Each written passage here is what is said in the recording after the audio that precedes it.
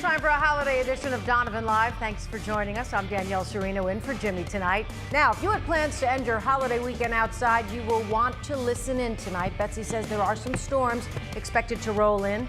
And speaking of storms, you never know when they'll wreak havoc on your home. We have a 3-step process to seal up your house before it's too late. Plus, she's only 18, but on her way to serving your next gourmet meal. Find out how one Lorraine woman got the culinary chance of a lifetime. Donovan Live starts right now.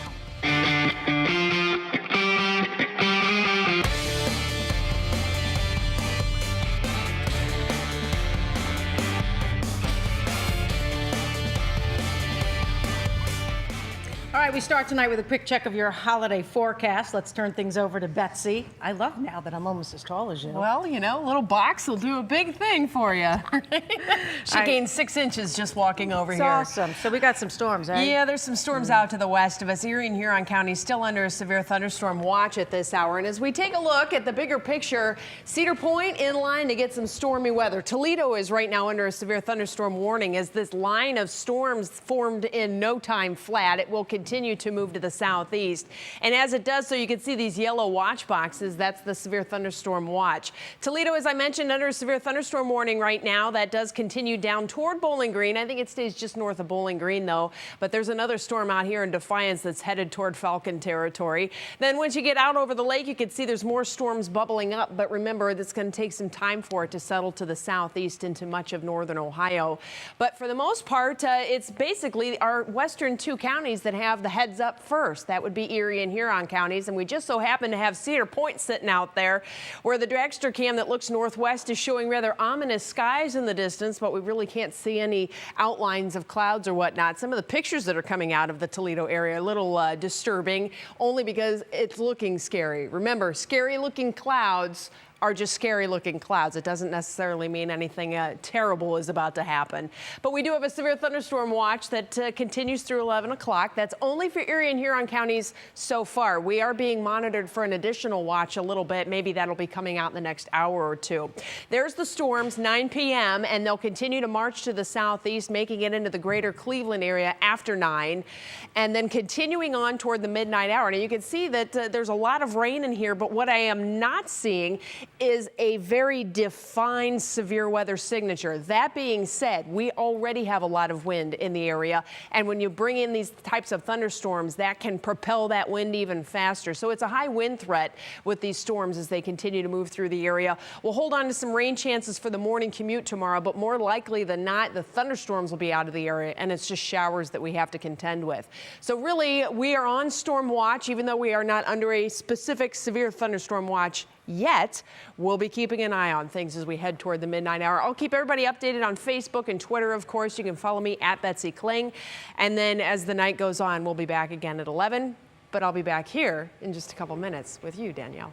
All right, Betsy, now to the other stories from today, including the ongoing backlash after the Browns players' protest and growing tensions between the U.S. and North Korea. It's all in tonight's 77 Seconds at 7. Stowe police tell us they picked up a man on Meadowbrook Boulevard last night after he was banging on people's doors asking for things. They tried taking him to the Haven of Rest homeless shelter in Akron, but that's when they say he became aggressive. Police called for backup, but by the time they arrived, an officer had shot and killed the man. Tonight, that officer is on paid leave. A ride operator at one of Northeast Ohio's biggest fairs of the year is still employed after being arrested for allegedly groping a 15-year-old. Youngstown's WFMJ reports Jose Eduardo Moreno Benitez was able to keep his job at the Canfield Fair because the fair company itself posted his $750 bond. His abusive use of missiles and his nuclear threats show that he is begging for war. The UN is doubling down on North Korea today after it announced yesterday it had successfully tested a hydrogen bomb. In an emergency meeting, Ambassador Nikki Haley urged them to exhaust all diplomatic means before it's too late.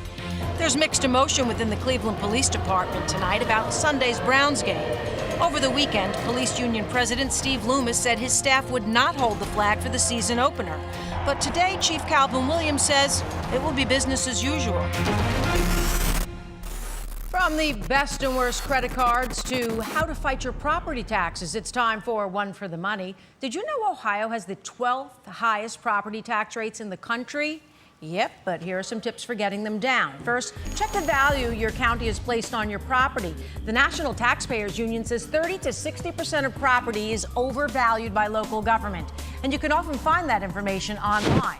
If your taxes seem too high, contact your local assessor's office and find out how they came up with that number. It could be from outdated information. If you want to appeal, make sure your information is correct, your lot measurement, square footage, and age of your home. Also, arm yourself with recent sales in your area as a comparison. Your ultimate weapon, though, is an appraisal. That'll cost a few hundred, but it could save you thousands in the end. Now, no matter what those taxes cost, never pay them with a credit card unless you pay your balance off in full. But for buying things, the cards that consumers are the happiest with, according to a J.D. Power survey, American Express, Discover, and Capital One. At the bottom of that list, Credit One Bank. And when it comes to store cards, a creditcards.com survey says the ones you want to stay away from because they have the worst interest rates are Big Lots, Staples, and TJ Maxx. So again, if you don't pay off the balances every month, don't bother with them. Now, you also said you wanted to hear about what not to do if your smartphone gets wet. I'll post that later on my One for the Money Facebook page and Twitter account. And here's another One for the Money. As the people in Houston start returning to their homes, it's a good reminder to do everything you can to protect your home from wet weather. Here are a few tips that won't prevent floodwaters, but will save you from some expensive cleanup. There's no way to keep a home dry in 5 feet of rain, period. And storms today are getting stronger. But even a mild weather system can cause water damage, yet homeowners may not even know they have a problem. We try to tell homeowners it's the water you can't see that causes the most damage. When your basement leaks, it doesn't decide to leak one day. There's a lot of early warning signs, such as just dampness in the basement or a musty odor, cracks on the walls or floor, again, some kind of discoloration on the walls, white powder on the walls. Bryant recommends homeowners take every precaution possible. Obviously, make sure your sump pump is working. Install a battery backup or generator for the sump pumps. Have wide trenches or French drains dug in the basement that run into the sump pump. And of course, look for those early warning signs of leakage. Make sure all gutters are clear and running well away from the home. And if you don't have a basement, make sure the land around your home is well graded away from the slab foundation. As for cost, it can run anywhere from $2,000 for just a sump pump to up to $30,000 for foundation repair, battery backups, and digging trenches and drains. Bryant said his business has jumped 50% in the last 5 years due to heavier rainfalls and more concerns from consumers about what a damp house does to air quality. He also points to new construction. It's the newer homes, I would say, post-1980 that leak faster. The reason why is just they were built quicker. So how do you choose a waterproofing company? Well, look around for one that's been around for a while. Many of them offer long-term warranties, so you want to make sure the company is still around if the water comes in again. And of course, that's One for the Money. Now, happening at this moment, the first official prayer service to welcome Cleveland's new bishop just wrapped up. It's the first order of business before his installment tomorrow. Let's go live to Dawn Kendrick, who just witnessed history. There is something special stirring in the air here tonight. As Catholics, we believe it's the Holy Spirit stirring with promise and possibility as we usher in a new era, a historic era for the Diocese of Cleveland in officially welcoming and installing Bishop Nelson Perez.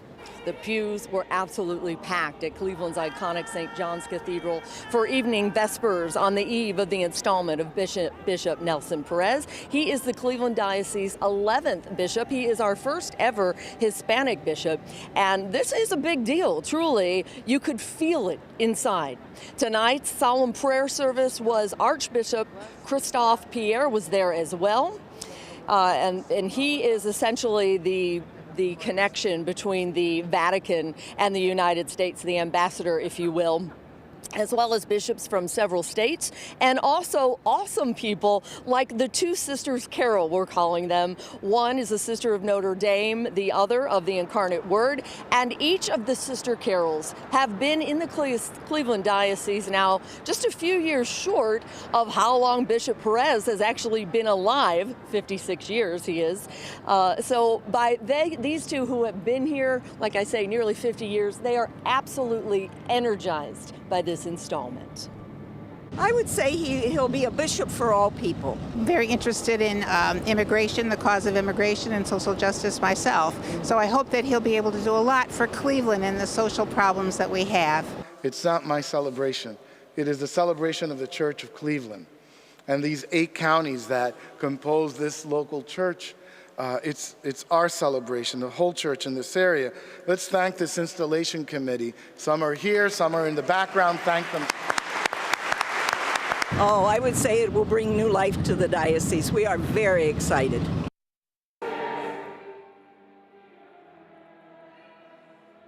Bishop Perez, when he was interviewing with Russ Mitchell, shook his hand. He seems like such a great guy. And this is a guy who's a scuba diver. There's a lot of things that we don't really know yet about him, and we're going to bring you more of those details and why he is already so beloved tonight on Channel 3 News at 11. For now, I'm Dawn Kendrick reporting live from St. John's Cathedral, Channel 3 News.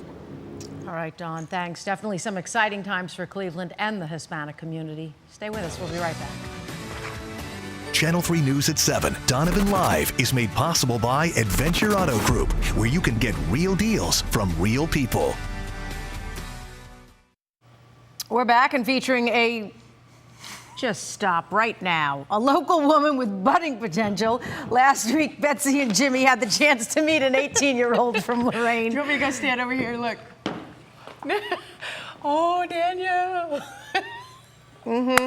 The woman won a national competition, a cooking competition, which is pretty impressive for a teenager to win nationally. Yes. And you spoke to her. I did. She's amazing. She made airline chicken for us. And honestly, I didn't know what airline chicken was. I thought it was just the rubbery kind of chicken you used to get on the airline. Thinking. This is a whole new level. She's amazing, not only with her cooking skills, but she's got a great personality to boot. All right, let's check it. We're in the kitchen tonight. A Lorraine 18-year-old is the recent winner of a scholarship from a national culinary arts competition where she worked for 5 hours to perfect her dish. And now Julia Spondyke joins us to show us that dish and explains how she got here. Yes, sir. Welcome. Thank you. And she joins Betsy and I. What is the dish? Right here I have a chicken entree that I did for one of the 4 main dishes that I did in my competition. This was the first entree that I did, and then I also did a braised chicken entree for my second piece because the competition you had to utilize an entire chicken. Yeah. So I had to break it down. I had to make a stock and a soup,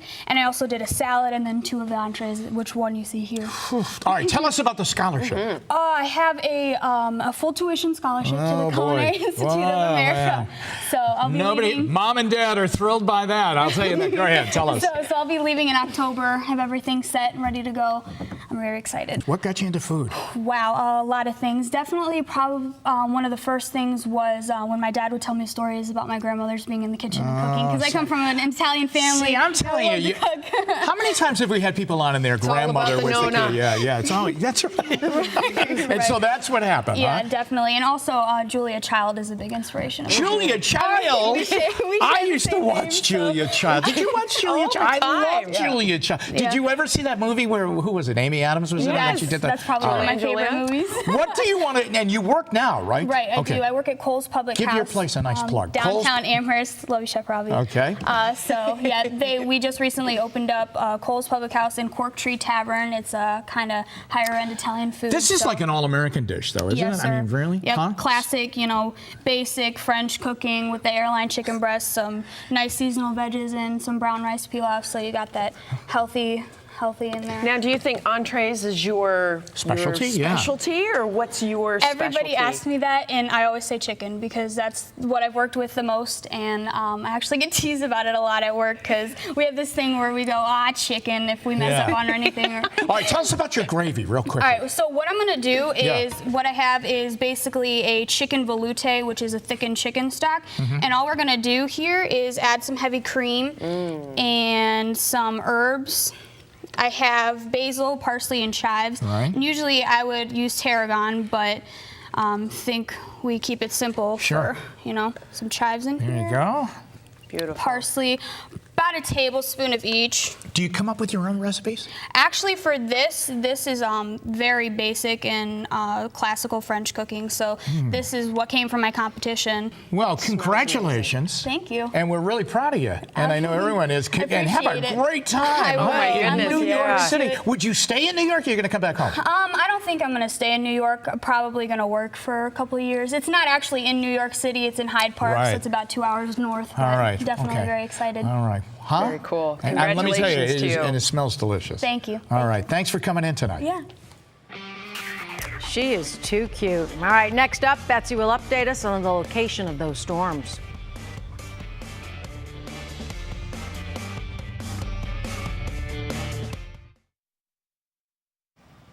Welcome back. Hopefully you enjoyed your holiday weekend. Yesterday actually was a very nice day. It turned out to be later in the day. It wasn't too bad later. I was laying out.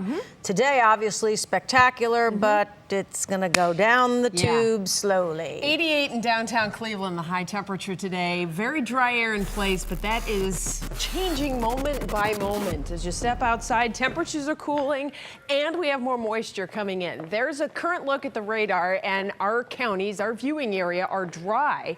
But you can see the thunderstorms are not that far away, and they are continuing to progress to the southeast. Now, what we've been watching through the day is a process where we've had a lot of moisture moving in. We started the day about 5 o'clock, 4 o'clock. We had 33% relative humidity in downtown Cleveland. Now it's up to almost 40%, or excuse me, 50% relative humidity. That's how much moisture is in the air relative to how much moisture the air could hold. So it's basically the glass analogy. The glass is half full in downtown Cleveland, or instead of half empty. But we have about 70% fullness down in the Dover area. But another measure of humidity is the dew point. And dew point is an absolute measure. There's no relative anything. It's just a temperature. And at this temperature, dew